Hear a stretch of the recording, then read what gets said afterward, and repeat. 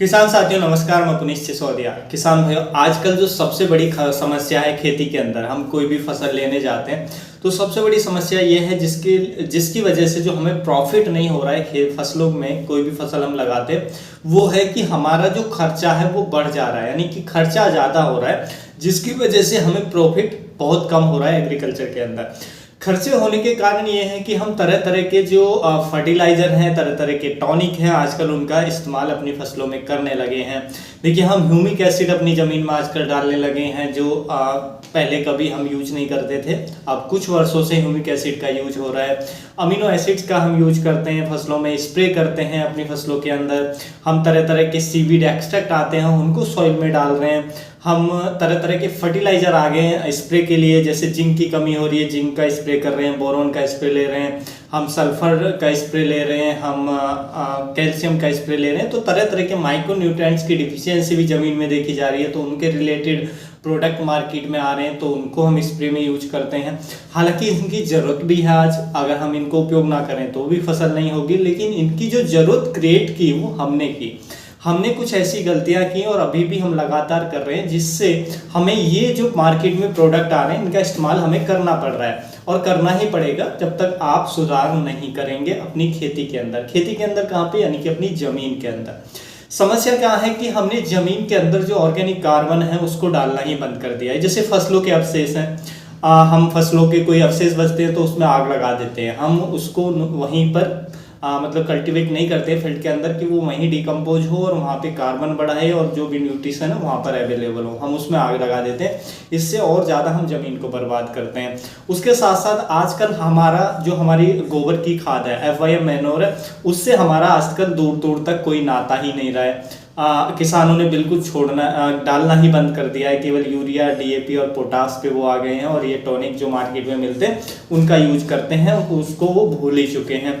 और तो जो भी खाद है, केचुआ खाद है, कोई नहीं डाल रहा है। यानी कि जो हमारे पास अवेलेबल खाद है हम उनको भी सही से उपयोग नहीं कर रहे हैं, उनको नहीं डाल रहे हैं, तो जिसकी वजह से ये समस्याएं जमीन के अंदर पैदा हो रही हैं। जमीन के अंदर ये जो समस्या बन रही है इसी वजह से बन रही है कि आप जमीन में जो हमारा FYM मैन्योर है वो नहीं डाल रहे हैं, आप ग्रीन मैन्योर नहीं उगा रहे हैं जमीन के अंदर, या वो उगा सकते हैं। तो बहुत सारे हमारे ऑप्शन हैं जिनको आप कर सकते हैं, लेकिन वो हम नहीं कर रहे हैं। हम केवल प्रोडक्ट पे ही आकर रुक जाते हैं कि मार्केट से प्रोडक्ट लाए, हमने वो डाल दिया। तो देखिए, आजकल जो जमीन में इन सभी तत्वों की कमी हो रही है वो इसी कारण हो रही है कि हमने अपने खेतों के अंदर जो FYM मैन्योर यानी कि गोबर की खाद है उसको डालना बंद कर दिया है।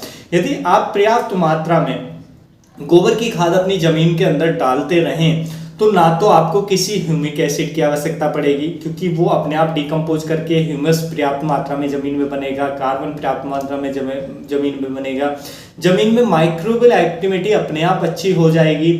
जमीन में जितनी भी पोषक तत्वों की कमी हो रही है, जैसे जिंक की कमी आज देख रहे हैं, बोरोन की कमी आप देख रहे हैं, ये जितने भी माइक्रो न्यूट्रिएंट्स है सभी की पूर्ति आपकी जमीन के अंदर हो जाएगी। किसी भी माइक्रो न्यूट्रिएंट्स के लिए आपको कोई भी टॉनिक मार्केट से लाना नहीं पड़ेगा।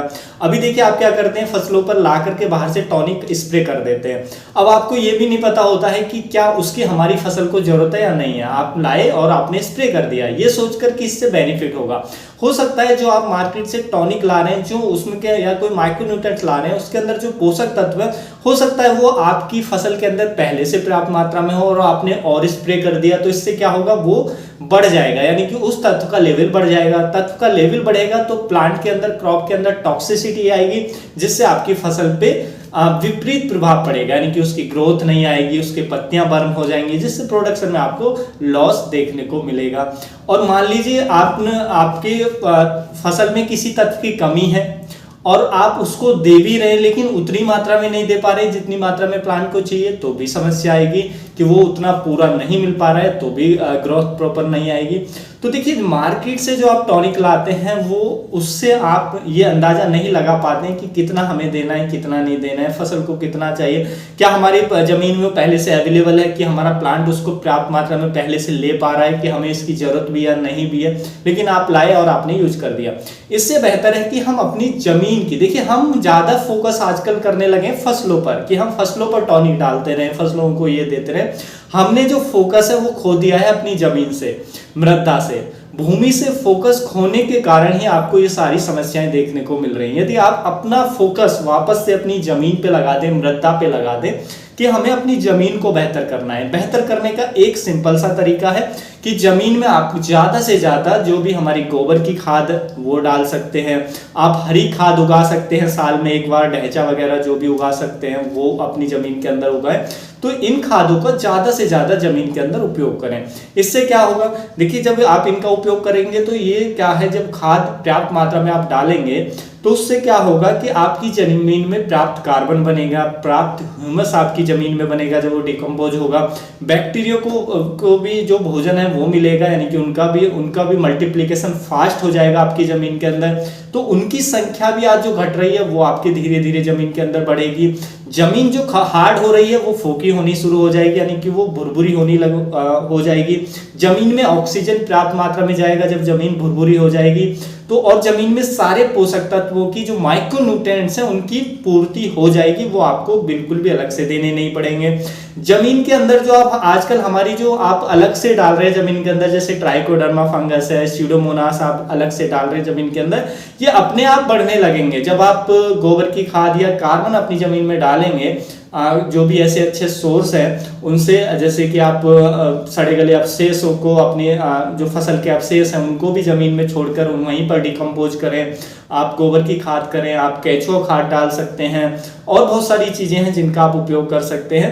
तो यदि इन चीजों को आप ज्यादा से ज्यादा उपयोग करें, आप हरी खाद उगाएं अपने खेत के अंदर, साल में एक बार अगर टाइम मिलता है तो वो भी बहुत अच्छा आपके खेत के लिए कार्बन बढ़ाने का सोर्स है, ह्यूमस बढ़ाने का सोर्स है जमीन के अंदर, तो वो भी अच्छा उसमें न्यूट्रिशन की अवेलेबिलिटी को बढ़ाता है आपकी जमीन के अंदर।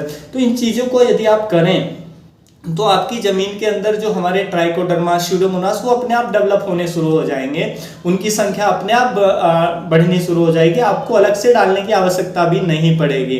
तो जब उनकी संख्या बढ़ेगी, जो हेल्दी या हमारे लिए बेनिफिशियल माइक्रोब्स है उनकी संख्या बढ़ेगी, तो धीरे धीरे जो हमारे पैथोजन है जमीन में वो कम हो जाएंगे, अपने आप कम हो जाएंगे। जो हानिकारक पैथोजन है जिनकी वजह से रोग आते हैं वो अपने आप कम हो जाएंगे। तो वो कम हो जाएंगे तो रोगों की समस्या भी कम हो जाएगी, कीटों की समस्या कम हो जाएगी। क्रॉप को जो चाहिए, देखिए आपको नहीं पता, आपके पास ना तो इतने इंस्ट्रूमेंट है, इतनी टेक्नोलॉजी अभी आपके पास नहीं है कि आप पता लगा पाए कि हमारे प्लांट को कितना कौन सा तत्व चाहिए और हम उतना ही दे पाए। लेकिन भगवान ने एक ऐसा सिस्टम प्लांट के अंदर खुद बनाया है कि आप केवल अपनी जमीन को हेल्दी रखें। पौधा जानता है जमीन से मुझे कब क्या और कितनी मात्रा में लेना है। तो जमीन को यदि आप कंडीशन को बेहतर करते हैं, उसके पीएच यदि ज्यादा है तो उसको बैलेंस करते हैं, कम है तो थोड़ा बढ़ाते हैं, तो उसके बाद उसके बहुत सारे तरीके हैं।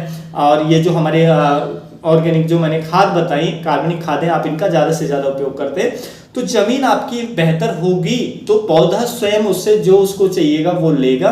पौधे को हर एक तत्व जब बैलेंस मात्रा में मिलेगा तो प्रोडक्शन आपका बेहतर हो जाएगा।